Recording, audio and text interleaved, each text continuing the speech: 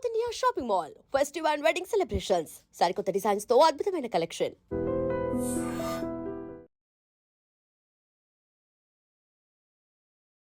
నమస్కారం, welcome to I dream.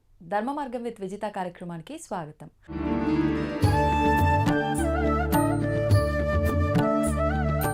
ప్రస్తుతం మనతో పాటు ఉన్నారు లలిత అమ్మవారి ఉపాసకులు గీతా కుమార్ గారు. ఇప్పుడు వారితో మాట్లాడి మరిన్ని విషయాలు తెలుసుకుందాం. నమస్తే అండి. నమస్తే మా. ఈ మధ్యకాలంలో ఎక్కువగా లలిత అమ్మవారి గురించి మాట్లాడేవారు, అమ్మవారి నామాలు పారాయణ చేసేవారు, చేస్తున్న దగ్గర కనీసం కూర్చొని వినేవాళ్ళని కూడా ఎక్కువగా చూస్తున్నాం. అంటే అమ్మవారు తెలియకుండానే అందరిలోకి అలా వెళ్ళిపోతున్నారు ఒక రకంగా. ఆ మధ్యలో వారాహి అమ్మవారి గురించి కూడా సడన్గా అందరికీ తెలిసిపోవడము, అందరిలో అమ్మవారు అలా దూసుకెళ్ళిపోవడము, ఆ రకంగా లలిత అమ్మవారు కూడా ఈ మధ్య అందరిలోకి వెళ్ళిపోతున్నారు. అలా ఆవిడ గురించి ఆవిడే ఒక రకంగా తెలియజేస్తుంది అనుకోవాలో ఏంటో తెలియదు. కానీ ఈ నామాల విషయానికి వచ్చేసరికండి, చాలామంది స్వంతంగా ఇంట్లో పారాయణ చేసేవాళ్ళు ఉన్నారు, సామూహికంగా ఆలయాల్లో కూర్చొని హౌస్ వైఫ్స్గా ఉన్న లేడీస్ కూడా వెళ్ళి పారాయణ చేయటము చూస్తూ ఉన్నాం. అసలు ఏంటి లలితా పారాయణం వల్ల వచ్చే ఫలితం ఏంటి, అసలు ఎందుకు చెయ్యాలి, చెయ్యాలంటే నియమాలు పాటించాలా, ఎన్నో సందేహాలు, అవన్నీ కూడా మీరే నివృత్తి చేయాలి. ఓకే అమ్మ, శ్రీమాత్రేనమ్మ. ముందుగా మనకి లలిత సహస్రనామం ఎలా వచ్చింది ఇది తెలుసుకుందాం మనం. హయగ్రీవ స్వామి అగస్త్య మహామునికి చెప్పారు అనేది అందరికీ తెలిసిన. అవును. హయగ్రీవ స్వామికి ఎవరు చెప్పారు? దక్షిణామూర్తి చెప్పారు. లలిత సహస్రనామానికి మొదటి గురువు దక్షిణామూర్తి. దక్షిణామూర్తి స్వామి వారు హయగ్రీవ స్వామి వారికి చెప్తే, హయగ్రీవ స్వామి వారు అగస్త్య మహామునికి చెప్పారు. అగస్త్య మహామునికి ఎందుకు చెప్పారు? ఇంకా చాలా మంది ఉన్నారు, మహర్షులు ఉన్నారు, ఋషులు ఉన్నారు. అవును. ఎందుకు చెప్పారు? ఎందుకు చెప్పారంటే, ఆయన భార్య లోపాముద్ర మనకు తెలుసు. అవును. ఆవిడ వల్ల ఆయనకు ఆ స్థాయి వచ్చింది. ఎందుకని, ఎలా ఇది యాక్సెప్ట్ చేయకపోవచ్చు ఎవరు ఈ విషయాన్ని. అంటే అగస్త్య మహామునే చాలా ఇది అంటారు, కానీ లోపాముద్ర వల్లనే ఆయనకు అంత స్థాయి వచ్చింది. ఎందుకంటే లోపాముద్రాదేవికి సాక్షాత్తుగా అమ్మవారే గురుపదేశం చేశారు, మంత్రోపదేశం చేశారు. లలిత అమ్మవారే లోపాముద్రాదేవికి మంత్రోపదేశం చేశారు. ఓకే. డైరెక్ట్ గా ఆమెకి ఎవరు గురువులు వచ్చి ఇచ్చింది లేదు, అమ్మవారి స్వయంగా ఇచ్చారు. అందుకు ఆవిడ చాలా, వాళ్ళిద్దరు భార్య భర్త చాలా గొప్ప స్థాయిలో ఉంటారు. మనం ఇప్పటికి చూస్తూ వింటూ ఉంటాం అగస్త్య మహాముని లోపాముద్రాదేవి అనేసి. ఆవిడ సాధన వల్ల ఆయనకు అంత స్థాయి వచ్చింది అగస్త్య మహామునికి. అంటే భార్య చేసే సాధన భర్తకి ఈ రకంగా కూడా ఉపయోగపడుతుంది అనుకోవచ్చు. ఒక రకంగా పడుతుంది. ఇది ఎవరికి తెలియక భర్త చేసేదే భార్యకు వస్తుంది, అవును, భార్య చేసేది భార్యకి ఉంటది. నేను లేదని చెప్పాను, కానీ ఒక స్టేజ్ దాటిన తర్వాత వాళ్ళు మునులు, మహర్షులు అండి. మనమంటూ మాతృలు మాత్రమే. అవును, వాళ్ళు వేరు కదా. అలా అమ్మవారు స్వయంగా ఆవిడకి ఇచ్చారు మంత్రోపదేశం. Okay okay. అలా దాని వల్ల ఆయనకు అంత స్థాయి వచ్చి హయగ్రీవ స్వామి ఆయనకు చెప్పడం జరిగింది. లలిత సహస్రనామాలు రహస్య సహస్రనామాలు, రహస్యమే. మనం ఎంత లోతుగా పారాయణం చేసినా, ఎన్ని అర్థాలు తెలుసుకున్నా, గొప్ప గొప్ప ప్రవచనకర్తలే దీనిపైన చెప్పారు. అవును అవును, మనం వింటున్నాం. అవి రహస్యనామాలే. అవి రహస్యంగా చేసుకునే వాళ్ళు ఇంతకు ముందు. అంటే ఇప్పుడు రహస్యంగానే చేయాలా అని అంటే, ఇంతకుముందు రహస్యంగానే చేసేవాళ్ళు ఎవరి ఇంట్లో వాళ్ళు. ఓకే. అందరూ కూడా చేసేవాళ్ళు కాదు, కొంతమందే చేసేవాళ్ళు. ఇప్పుడు రాని వాళ్ళు చేస్తున్నారు, తప్పులు చదువుతున్నారు. అలా కాకోకున్నట్టు నేర్చుకొని చదవండి. నేను చెప్పేది ఏంటంటే, బాగా నేర్చుకొని ఫస్ట్ వినండి. వింటూ ఉంటే ఆటోమేటిక్గా వస్తుంది. తర్వాత చదవండి. తప్పులు చదవు. అంటే తప్పులు చదివేసి అమ్మ నన్ను క్షమించు అంటే అమ్మ క్షమిస్తుంది అంటారు కదా. అవును. ఎంతవరకు? బాగా అక్షర జ్ఞానం ఉన్న వాళ్ళే తప్పులు చదివితే, లేని వాళ్ళ వదిలిపెట్టండి. లేని వాళ్ళ పరిస్థితి వదిలిపెట్టేస్తాం. అక్షర జ్ఞానం ఉన్న వాళ్ళు కూడా సరిగా అక్షరాలు పలకక తప్పులు చదివితే ఎలా క్షమిస్తుంది? అవును. అంటే తప్పు ఒకసారి 2 సార్లు సరి చేసుకునే, ప్రతిసారి తప్పే చేస్తూ సరి చేసుకోవాలి కదా, ఖచ్చితంగా సరి చేసుకోవాలి. మెయిన్ లలిత సహస్రనామానికి అనుష్ఠుప్ ఉంది, ఛందస్సు. ఓకే. ఇప్పుడు చాలా మంది పారాయణాలు చేస్తున్నారు కదా, కొత్త రాగాలు కూడా మనం వింటున్నాం. రాగాల్లో చెప్పడం, మామూలుగా చెప్పడం, అది అనుష్టుప్లోనే చెప్పాలి. అంటే ఒక పద్ధతి ఉంది, ఆ పద్ధతి ఉంది. పద్ధతిలోనే దానికి ఒక వెళ్ళాలి. లిరిక్ ఉంది, ఆ లిరిక్ లోనే చెప్పాలి. ఓకే. ఎక్కువ రాగాలు తీసి చెప్పకూడదు, పాటలాగా అస్సలకే పాడకూడదు. ఇప్పుడు చాలా మంది గ్రూప్ పారాయణాల్లో కొంచెం రాగాలు తీసి చదవడం అలా మనం వింటుంటాం, అలా అసలు పాడకూడదు. అనుష్టుప్ ఛందస్సులోనే చదవాలి లలిత సహస్రనామం. దానికి టైం ఇంతే. నేనేదో ఫాస్ట్గా చదివేసి 15 నిమిషాల్లో కంప్లీట్ చేశానని, నేనేదో గంట సేపు అలా కాదు. 20 to 25 మినిట్స్లో లలితా పారాయణ కంప్లీట్ కావాలి. 20 మినిట్స్ ఖచ్చితంగా. అంటే ఎక్కడ మొదలు పెట్టాలి, ఎక్కడ పులి స్టాప్, మళ్ళీ ఎక్కడ నుంచి హైలో అది లో చాలా అట్లానా? subject. అవును. ఎక్కడ మనం బ్రేక్ పెట్టాలి, ఎక్కడ కంటిన్యూగా చదవాలి బ్రేక్ లేకోకున్నట్టు, ఓకే. అలా ఉన్నాయి దాంట్లో నామాలు. అలా బ్రేక్స్ వస్తాయి, బ్రేక్స్ వచ్చినప్పుడు బ్రేక్స్ పెట్టుకున్నట్టు కంటిన్యూగా చదవడం, కంటిన్యూగా చదివే నామాన్ని బ్రేక్ పెట్టడం, అర్థాలు మారిపోతాయి పూర్తిగా, కంప్లీట్ గా అర్థాలు మారిపోతాయి. ఓకే. లలితా సహస్రనామ పారాయణం చేస్తున్నారు అంటే అంటాం కదా, ఒళ్ళు కళ్ళు అన్ని దగ్గర పెట్టుకొని చేయాలి. అమ్మవారు నేనేదో చేసే వేరే స్తోత్రాల విషయం పక్కన పెట్టేస్తే ఇవి రహస్యంగా చెప్పబడినవి ఇవి. ఇంకా చెప్పాలంటే శ్రీ విద్యకి మొదటి మెట్టు లలితా పారాయణం, లలిత సహస్రనామాలే. ఎప్పుడైతే మనం లలిత సహస్రనామాల పారాయణం చేస్తూ ఉంటామో ఇది మొదటి మెట్టు. ఓకే. అంటే శ్రీ విద్య ఒకవేళ నేను సౌందర్యలహరి, లలిత సహస్రనామాలు శ్రీ విద్యకే సంబంధం. సౌందర్యలహరి కూడా శ్రీ విద్యనే. అందులో ఎన్ని శ్లోకాలు? 100 శ్లోకాలు. నామాల శ్లోకాలు శ్లోకాలు ఈ 1000 నామాలు అక్కడ 100 శ్లోకాలుగా ఉన్నాయి అనుకోవచ్చు. అవి వేరు ఇవి వేరు వేరు కంప్లీట్ గా.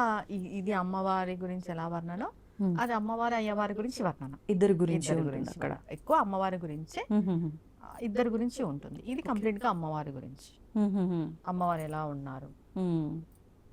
అసలు ఏంటండి సౌందర్య లహరి అంటే ఏంటి, అసలు అర్థం ఏంటి? సౌందర్య లహరి అని అంటే అమ్మవారి యొక్క సౌందర్య వర్ణన. దీనికి ఏం చెప్పబడింది అంటే, ఆది శంకరాచార్యులు కైలాసం వెళ్ళినప్పుడు అమ్మవారు శ్లోకాస్ ఇచ్చారంట, ఇది జనులకు ఇవ్వు అనేసి. ఓకే. వచ్చేటప్పుడు నందీశ్వరుడు లాగేసుకున్నారని చెప్తారు, కొంతమంది వినాయకుడు లాగేసుకున్నారు, ఇలా 2 రకాలుగా వింటున్నాం మనము. లాగేసుకున్నారు, అది చింపేశారు. ఓన్లీ 40 శ్లోకాలు మాత్రమే అమ్మవారు ఇచ్చింది. ఓకే. తర్వాత మిగతా శ్లోకాలు 47 శ్లోకాలు అనుకుంటాను, అవి మాత్రం అమ్మవారు ఇచ్చింది. మిగతావన్నీ ఆది శంకరాచార్యులు స్వయంగా ఆకాశవాణి పలికింది, మీరే రాయాలి అనేసి ఆయన రాశాడు. ఆనందలహరి, సౌందర్యలహరి. సౌందర్యలహరిలోనే ఆనందలహరి, సౌందర్యలహరి ఉంటుంది. అలా. ఓకే. అంటే వారి గురించి తెలుసుకోవాలి అనే భావన ఉన్నవారు ఇద్దరు గురించి అనుకుంటే సౌందర్యలహరి ఫాలో అవ్వచ్చు. సౌందర్యలహరి కూడా శ్రీ విద్యనే. ఓకే. ఇది స్తోత్రపరంగా శ్రీ విద్య. స్తోత్రపరంగా దీంట్లో కూడా ఆది శంకరాచార్యులు నిగుడమైన బీజాక్షరాలను పెట్టారు. ఓకే. మరి బీజాక్షరాలు ఉంటే అది గురువు ఉపదేశం ద్వారానే అంటారు కదా? గురువు ఉండాలి సౌందర్యలహరికి కూడా. అంటే పారాయణంకి కూడా ఉండాలా? అంటే మనం నేర్చుకునే కదండి పారాయణం చేయాల్సింది, తప్పులు చదవకూడదు కదా. తప్పులు చదివితే అర్థం మారిపోతుంది, బీజాక్షరాల యొక్క వ్యతిరేక ఫలితాలు వస్తాయి. దాంట్లో కూడా నిగుడంగా బీజాక్షరాలు ఉన్నాయి సౌందర్యలహరిలో కూడా. కనిపించుకోకున్నట్టు మానవులందరూ చేసుకునే విధంగా ఆది శంకరాచార్య జగద్గురువులు మనకి ప్రసాదించారు సౌందర్యలహరిని. ఓకే. ఒక్కొక్క శ్లోకం ఒక్కొక్క ఫలితాన్ని ఇస్తుంది మనకి. కానీ ఇప్పుడు ప్రతి ఒక్కరు అంటే ఒకరు ఏదో చేస్తే మాకు అది జరిగింది, వాళ్ళకి బాగా జరిగింది అని చెప్పి పుస్తకం కొనుక్కొచ్చుకున్నామా, ఎవరికి వాళ్ళు చేసుకున్నామా అనేటట్టు కూడా వెళ్ళిపోతున్నారు. అది కరెక్ట్ పద్ధతేనా మరి మీరు చెప్పిన దాన్ని బట్టి చూస్తే? కాదు, గురుముఖత నేర్చుకోవాలి. ఓకే. ఎందుకంటే ఖచ్చితంగా తప్పులు చదువుతాం, సంస్కృతం ఉంటుంది కాబట్టి ఫస్ట్ నేర్చుకొని తర్వాత పారాయణం అది చేయాలి. లలిత శాస్త్రం కూడా అంతే, ఫస్ట్ నేర్చుకోవాలి, నేర్చుకున్న తర్వాత చదవాలి. తప్పులు మాత్రం చదవకూడదు. ఓకే. ఇప్పుడు స్టార్టింగ్ స్టేజ్లో ఉన్నారు మీరు, ఎప్పుడైనా లలితా పారాయణం కంప్లీట్ అయిపోయిన వెంటనే 11 సార్లు మనం ఉమాయ నమః ఉమాయ నమః అనుకోవాలి. ఎందుకని ఉమా అంటే మళ్ళీ ఇక్కడ గౌరీదేవి కదా, పార్వతీ అమ్మవారు అంటారు కదా? ఉమా అని అంటే అది మహేశ్వరుడికి ఇష్టమైన పేరు. ఉమా అని, అపర్ణ, ఉమా, ఈ 2 పేర్లు చాలా ఇష్టం అన్నమాట. ఓకే. అందుకు మనం ఆయనకి ఇష్టమైన పేరుతో అమ్మవారిని కలిస్తే అమ్మవారు మనకి ప్రసన్నమై చిన్నగా తప్పులు చదివింటాం కదా, వాటిని క్షమించేస్తుంది అంటారు. ఓకే. అలా. ఇప్పుడు అందరికీ అర్థమయ్యే విధంగా చెప్పాలి అని అంటే మానవులందరికీ కావాల్సిందేంటి? కోరికలు నెరవేరటం, భక్తి, అమ్మవారి మీద ప్రేమ ఇదంతా పక్కన పెడితే మాకు ఈ ఇబ్బంది ఉంది తొలగిపోవాలి. లలిత చేయటం వల్ల ఇవన్నీ నిజంగా నెరవేరుతాయా? ముందుగా అయితే లలిత అని అనకూడదు. లలిత సహస్రనామాలు, లలిత అని మనం అనకూడదు. ఓకే. లలిత సహస్రనామాల్లో ఒక్కొక్క నామానికి ఒక్కొక్క ఫలితం ఉంది మనకి. మనకి ఏ కష్టం వచ్చిందో ఆ కష్టం తగ్గట్టు ఆ నామాలు ఉన్నాయి. చేసుకుంటూ పోతే దీక్షగా చేసుకున్నా, లేదు లైఫ్ లాంగ్ మనం ఒక్కటే నామాన్ని పట్టుకున్నా కూడా మనం అల్టిమేట్గా ఆ సమస్య నుండి బయటపడిపోతాం. అంటే మొత్తం నామాలు చదవాల్సిన అవసరం కూడా లేదు. అవసరం లేదు. అంటే ఇది ఎలా చెప్తానంటే, ఇప్పుడు మనకి సొంత ఇల్లు కావాలి. దాంట్లో ఏముంది, చింతామణి గృహంతస్థ అనే శ్లోకం ఉంది, అది పట్టుకోవాలి. లలితా పారాయణం అంతా కంప్లీట్ చేసిన తర్వాత ఒకసారి ఆ శ్లోకాన్ని మనం ఇంకా నిత్యం చాంట్ చేయాలి. ఒక్కసారైనా మనం కంప్లీట్ చేయాలి మొత్తం అన్ని శ్లోకాలు అలా. ఓకే. ఇప్పుడు వింటున్న దానికి మనం పుస్తకంలో చూస్తున్న దానికి చాలా అంటే పదాలు, అక్షరాలు వ్యత్యాసం చాలా ఉంటాయి. అంటే మరి మనం ఏది ఫాలో అవ్వాలి? ఒకవేళ ఇప్పుడు మేము ఫాలో అవ్వాలి భాస్కర భట్ల రాశారు కదా, ఆయనది ఫాలో అవ్వచ్చు. భాస్కర భట్ల ఓకే బుక్ ఉంది కదా, వాళ్ళది వేళ్ళపూడి వాళ్ళది కూడా బాగుంది బుక్, పుస్తకం అది ఫాలో అవ్వచ్చు. ఆడియో రూపంలో వింటూ అలా నేర్చుకోవాలనుకున్న వాళ్ళకి భక్తి ఛానల్లో వస్తుంది కదా, అది ఫాలో అవ్వచ్చు. ఇప్పుడు కొంతమంది చెప్తున్నారు, అవును అది కూడా ఫాలో అవ్వచ్చు. కానీ అనుష్ఠుప్లో ఎవరైతే చెప్తారో మనకు తెలిసిపోతుంది ఎక్కువ రాగాలు ఉన్నాయా, అప్పుడే అర్థమవుతుంది. వినసొంపుగా ఉంటుంది. ఒక పాటలాగా రాగ రూపంలో కాకుండా మంత్ర రూపంలో ఉండాలి. Okay okay. మరీ రాగాలు ఉండకూడదు, మరీ ఫాస్ట్ ఉండకూడదు. అలా ఒక 2-3 నామాలు ఏమన్నా చెప్తారా అట్లా? శ్రీమాత శ్రీ మహారాజ్ని శ్రీమసింహాసనేశ్వరి చిదగ్నికుండ సంభూత దేవకార్య సముద్యత. ఓకే. తెలియకుండానే అప్పు అది మళ్ళీ వెంటనే స్లో అయిపోవడం, అట్లా బ్రేక్స్. Okay okay. మనం అంటే ఇప్పుడు చాలా మందిలో ఏంటంటే ఏం తీసుకున్నా మంత్రం, మనం ఆల్రెడీ ఇంత ముందు ఎపిసోడ్లో కూడా మాట్లాడుకున్నాము నియమాలు పాటించాలి అని చెప్పి. మీరు ఇందాక చెప్పినట్టుగా ఎప్పుడు కుదిరితే అప్పుడు చేసుకుంటాము లలితా సహస్రనామాలు అనడం కన్నా ఉదయం సూర్యోదయం లోపల అన్నారు. అలా ఇంకేమైనా నియమాలు ఉన్నాయా? ఈవినింగ్ అంటే కొంతమంది 3 సార్లు చేసుకుంటారు డైలీ.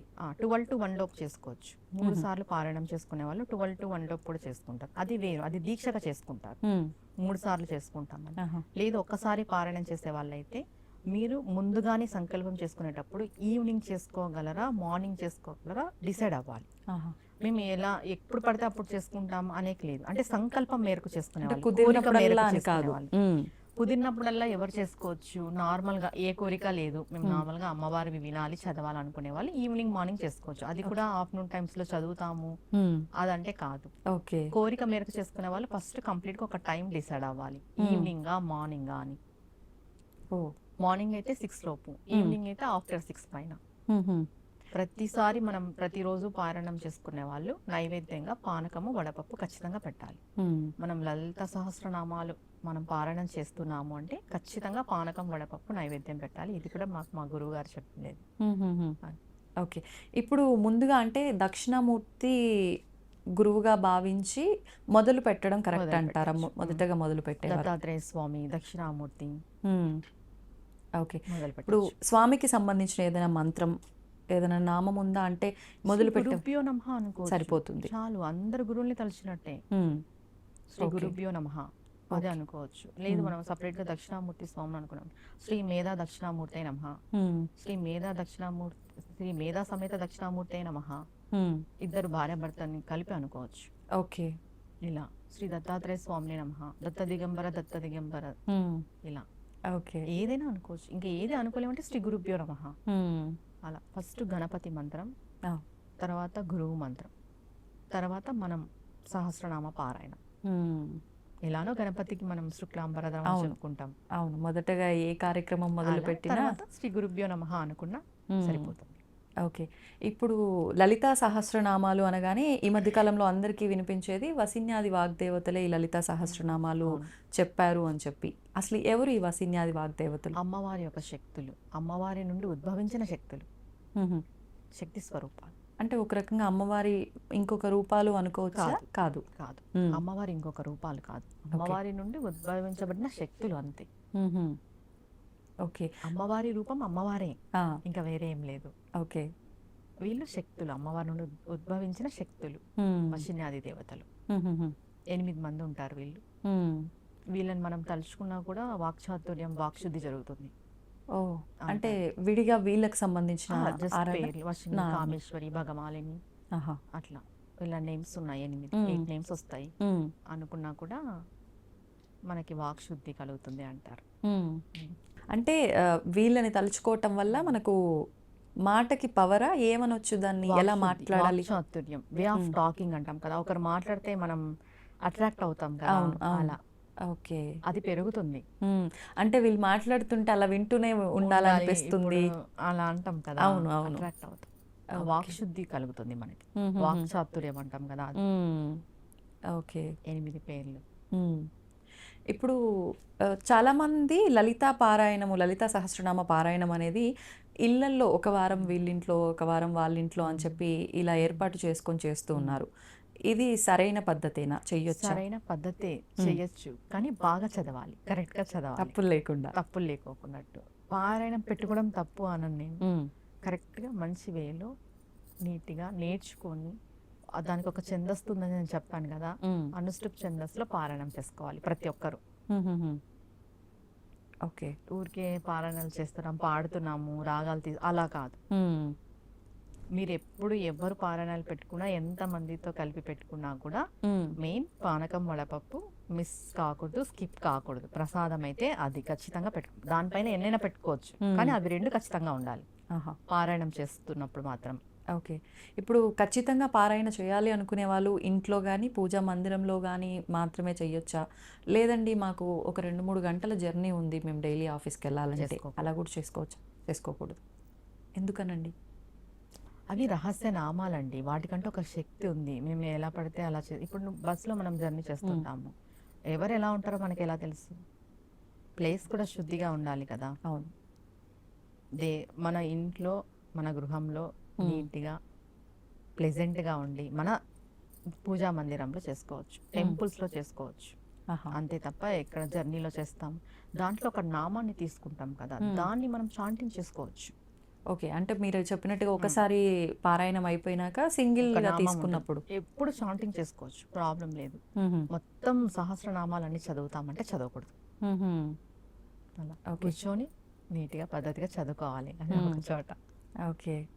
ఇప్పుడు చదవాలన్నా కూడా అంటే డైలీ తలస్నానం చేయాలి, లేదంటే ఇలానే ఉండాలి, ఇక్కడే చేయాలి ఇంట్లో, ఇవి కూడా ఏమైనా చూసుకోవాలంటారా డైలీ అండి? తలస్నానం నియమం అయితే లేదు లేడీస్కి. మ్మ్. పసుపు నీళ్ళు జస్ట్ మనం చిలకరించుకున్నా కూడా సరిపోతుంది. ఓకే. లేడీస్కి నియమం అయితే లేదు. మ్మ్. ఆ, మనం ఏ టైంకి అయితే స్టార్ట్ చేసి ఎండ్ చేస్తామో ఆ టైంకే చేయాలి. మార్నింగ్ 6 లోపు అనుకుంటే మార్నింగ్ 6 లోపు ఖచ్చితంగా చేయాలి, సంకల్పం పెట్టుకున్న వాళ్ళు. మ్మ్. ఒక కోరిక మేరకు చేస్తారు కదా, ఖచ్చితంగా 6 లోపు అనుకున్న వాళ్ళు 6 లోపు, లేదా ఈవినింగ్ చేసే వాళ్ళు ఈవినింగ్. ఇది మెయిన్. మ్మ్. డైలీ తలస్నానం నియమం అయితే కాదు, పూజా మందిరంలో ఎక్కడ చేస్తామో అక్కడే, మ్మ్. అంతే. ఓకే. బయట చేస్తాం కుదరలేదు, మెయిన్ దీక్ష సంకల్పం పెట్టుకునే వాళ్ళు ఎక్కడికి వెళ్ళకండి. మ్మ్. జర్నీస్ కానీ పక్కా ఊర్లకు కానీ ఎవరైనా ఇంటికి కానీ, అది కంప్లీట్ అయిన తర్వాత వెళ్ళొచ్చు. ఎన్ని రోజులు పెట్టుకోవచ్చు అంటారు అలా ఒక దీక్ష పెట్టుకోవాలనుకుంటే? కొంతమంది 6 months చేస్తారు, 45 days, మ్మ్. 21 days, కొంతమంది త్రిరాత్రి వ్రతం అని చేస్తారు. ఆహా. ఆ, ఇది ఎలా? ఇది ఎలా అంటే 3 రోజులు 3 పూటలు లలిత పారాయణం చేస్తారు. ఆహా. 9 సార్లు పారాయణం అయిపోతుంది, ఓకే. అలా చేస్తారు. ఆహాహా. నెక్స్ట్ డే 4th day గణ నైవేద్యం పెట్టేసి అమ్మవారికి మ్మ్. దీక్షా విరమణ చేస్తారు. మ్మ్. అంటే ఇది ప్రత్యేకించి పలానా తిది రోజు లేదంటే ఈ రోజే చేయాలి అని ఫ్రైడే, ట్యూస్డే స్టార్ట్ చేయొచ్చు, మంగళవారం స్టార్ట్ చేయొచ్చు, మ్మ్. లేదా ఫ్రైడే స్టార్ట్ చేయొచ్చు. ఓకే. అలా. ఆహా. అంటే మనం ఎక్కువగా అమ్మవారి ఆరాధన చేసే రోజులు మంగళ శుక్రవారాలే తీసుకుంటాం కాబట్టి ఆ డేస్ లో స్టార్ట్ చేసేసుకొని ఓకే. 3 పూటల లలితా పారాయణం చేస్తాము. కొంతమంది తినరు, ఆహారం కూడా తినరు, పళ్ళు పాలతోనే ఉంటారు. Complete 3 days. కంప్లీట్ 3 days ఉంటారు ఓకే. పళ్ళు పాలతోనే. మ్మ్. ఇంకా అమ్మవారికి డైలీ పానకం, వడపప్పు 3 పూట్ల ఇదే పెడతారు, పెట్టిన నైవేద్యం తిని ఉంటారు, పండ్లు అవి అంతే. Last day 4th day early మార్నింగే గణ నైవేద్యం పెట్టేసేసి మ్మ్. మనం దీక్ష విరమణ చేసుకుంటాం. అప్పుడు కూడా పారాయణం చేస్తాం 10వ సారి. ఆహా. ఇది కూడా చేసుకోవచ్చు. ఓకే. ఓకే. అంటే ఇట్లా ఫాస్ట్ రిజల్ట్. ఇది చేయడం వల్ల ఓకే. త్రిరాత్రి వ్రతం ఫాస్ట్ రిజల్ట్. ఎక్కువగా అంటే మనకి దేవి నవరాత్రుల్లో కూడా 3 రాత్రులుగా డివైడ్ డివైడ్ చేస్తారు. చేస్తారు. లాస్ట్ 3 days త్రిరాత్రి వ్రతంగా భావిస్తాం. అష్టమి, నవమి, దశమి 3 days గా విభజన చేస్తాం కదా. అవును. సరస్వతికి, అవునండి. మహాకాళికి, మహాలక్ష్మికి అలా సపరేట్గా త్రిరాత్రి వ్రతం అని లలితా అమ్మవారికి కూడా చేసి లలితా పారాయణం చేసుకోవచ్చు. సంకల్పం పెట్టుకొని ఏదైనా కోరిక, ఓకే. ధర్మబద్ధమైన కోరిక. అంటే ఏ కోరికైనా మనకు ఇది అవ్వాలి అనుకున్నది పెట్టుకోవచ్చా, లేదంటే పలానా ఈ త్రిరాత్రికి సంబంధించి ఈ కోరిక కోసమే అని? మనది ఏదైనా ఏ కోరిక? సంసార పరంగా కానీ ఇప్పుడు నిత్య జీవితంలో మనకి ఏమేమి అవసరాలు ఉంటాయో అవును. అవి ధర్మబద్ధమైన కోరికలు ఖచ్చితంగా నెరవేరుతాయి. ఇది నిజంగా చాలా సింపుల్ కూడా, అందరూ చేసుకోవచ్చు. ఎక్కువ రోజులు అంటే నియమాలన్నీ మళ్ళీ బ్రేక్ చేసేస్తామో అన్న భయం ఉంటుంది. పారాయణం చేయాలి లలితా పారాయణం. ఇంకా 3 రోజులు బయటికి కదలొద్దా? కదలద్దు. ఆహా. భూసైనం చేయాలి. కొంతమంది ఏకభుక్తం ఉంటారు, కొంతమంది కంప్లీట్ గా తినరు. అది కూడా మన సంకల్ప ప్రకారంగానేనా? అది కూడా మన సంకల్పం, మన ఆరోగ్య రీత్యా చూసుకోవాలి. ఓకే. ఇప్పుడు దీక్షల్లో ఉన్నప్పుడు చల్లనీళ్ళ స్నానాలు అని ఇలా అంటూ ఉంటారు, దీనికి కూడా అది వర్తిస్తుందా? ఏదైనా మన ఆరోగ్య రీత్యానే చెప్తా నేను. ఓకే. మీరు స్నానం చేసుకోగలము అంటే చల్లనీళ్ళ స్నానం చేసుకోవచ్చు. మీరు తలస్నానం చేసుకోగల కెపాసిటీ ఉంటే తలస్నానం చేయండి, లేదు అంటే వేడి నీళ్ళ స్నానమే చేయండి, ఒళ్ళుకే చేయండి. ఓకే. ఏదైనా మన ఆరోగ్య రీత్యా. మనం ఆరోగ్యాన్ని కష్టపెట్టుకొని చేయమని దేవుడు చెప్పలేదు. అవును, అవును. మనకు ఆరోగ్యం కూడా సహకరించాలి కదా. అవును, అన్ని దృష్టిలో నేను పెట్టుకుని ఏ పూజ చెప్పినా కూడా ఆరోగ్య రీత్యా మన ఇంటి వాతావరణం మనకు అన్నిట్లోనూ సహకారం ఉందంటే మీరు మోర్గా చేసుకోవచ్చు. లేదు ఇంతే చేసుకోగలమని అంతే చేసుకోండి, బాధ ఏం అవసరం లేదు. మనస్ఫూర్తిగా చేసుకోవాలి ఏది చేసుకున్నా కూడా. అయ్యో మేము అలా చేయలేకపోతున్నామే, ఇలా చేయలేకపోతున్నామే అవసరం లేదు. మనసు అనేది ముఖ్యం ఇక్కడ. ఓకే. ఇప్పుడు ఇలాంటివి ఏమైనా చేయాలి అన్నప్పుడు ఖచ్చితంగా వైఫ్ ఇలాంటివి మొదలు పెట్టాలన్నప్పుడు హస్బెండ్ పర్మిషన్ ఖచ్చితంగా తీసుకొని వాళ్ళకి ఇష్టం ఉంటేనే మొదలు పెట్టాలి అని చెప్పి అంటారు, అది వాస్తవమే. ఎందుకంటే వాళ్ళు సహకరిస్తే బాగుంటుంది కదా. అవును, అవును. హస్బెండ్ సహకరిస్తే బాగుంటుంది. ఒకవేళ సహకరించకపోతే వదిలేయటం కరెక్టా, లేదు చేయటం కరెక్టా? అంటే ఇదేదో మనం తప్పు చేస్తున్నట్టు కదా, అమ్మవారి ఆరాధన చేస్తున్నాం, అది కూడా మన కుటుంబం కోసం చేస్తున్నాం కదా.